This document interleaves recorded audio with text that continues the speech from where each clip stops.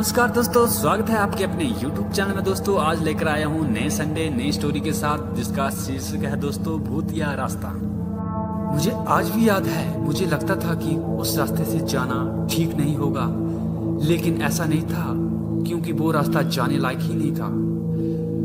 क्योंकि उस जगह पर मैं अनजान था, नया नया वहां गया हुआ था और लोग उस रास्ते से बहुत कम जाते थे, लेकिन मैं उस रास्ते से गया। मैं उस वक्त कार से अपने कमरे की तरफ आ रहा था, तभी अचानक से मेरी कार रुक जाती है। ये बात मेरे समझ में नहीं आती, आखिरकार मेरे साथ ये ऐसा क्यों हुआ और आखिरकार ये मेरी कार क्यों रुक गई। कुछ कुछ बूंदें गिरने लगी। अब ऐसा लगता था कि जोरदार बारिश होने वाली है। इस वक्त कार का खराब होना ठीक नहीं था। मैंने कोशिश की, पर जब तक कार ठीक नहीं हुई तो मैंने अंदर कार में बैठना ही ठीक समझा। कुछ देर बाद कार स्टार्ट हो जाती है। ये बहुत खुशी की बात थी, क्योंकि अब घर समय पर मैं पहुंच सकता था। कुछ दूरी तक चलने पर मुझे एक आदमी दिखाई देता है, जो कि मुझसे लिफ्ट मांग रहा था। देखने में बहुत बूढ़ा लग रहा था, मौसम भी खराब था, इसलिए सोचा कि उस आदमी की परेशानी को दूर कर सकता हूं मैं, और मैंने कार को रोक दिया। मैंने जैसे ही कार को रोका, वे कहने लगा कि उसे कोई सवारी नहीं मिल रही, इसलिए वे मदद मांग रहा है।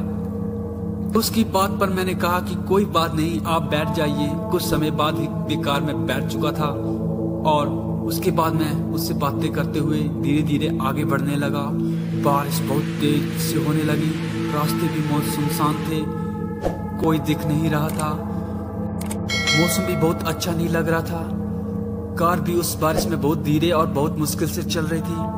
वे आदमी कुछ समय बाद कहता है कि बस कार यहीं रोक दो, मुझे यहीं जाना है। जब मैंने कार रोक कर शीशा देखा तो मुझे उस जगह पर कुछ नहीं दिखा। पूरा वीरान और सुनसान इलाका था। तो मैंने उस आदमी से पूछा कि आप कहाँ पर रहते हो, तो उसने कहा मैं कहीं नहीं रहता, बस मुझे यहीं जाना है। यह बात सुनकर मुझे अजीब सा लगा। यहाँ पर ना कोई घर है ना कोई छत, आखिरकार ये कहाँ जाएगा।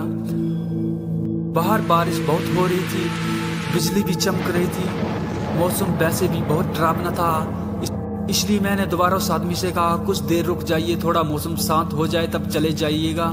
लेकिन जैसे ही मैंने ये बोल के पलट कर देखा तो वो आदमी मेरी गाड़ी में नहीं था, वे गायब हो चुका था। मैंने दाएं बाएं उतर करके भीगते हुए देखा, लेकिन आसपास मुझे कोई भी कहीं कुछ नजर नहीं आया। मुझे बड़ा ही आश्चर्य हुआ और डर भी लगने लगा। सच्चाई तो ये है कि वे कोई इंसान नहीं, एक आत्मा थी जो मेरी गाड़ी में बैठी हुई थी। मैं वहां से बहुत बुरी तरीके से भागा और दोबारा उस रास्ते में कभी नहीं गया। बाद में मुझे पता चला कि उस रास्ते पे वो आत्मा अक्सर लोगों को मिलती रहती है और नेक दिल इंसान को छोड़कर पूरे इंसान का बुरा हाल कर देती है। तो दोस्तों कैसी लगी आपको स्टोरी? अगर अच्छी लगी तो लाइक कमेंट शेयर जरूर कीजिएगा। मिलते हैं दोस्तों नेक्स्ट संडे, तब तक के लिए बाय दोस्तों, थैंक यू फॉर वॉचिंग।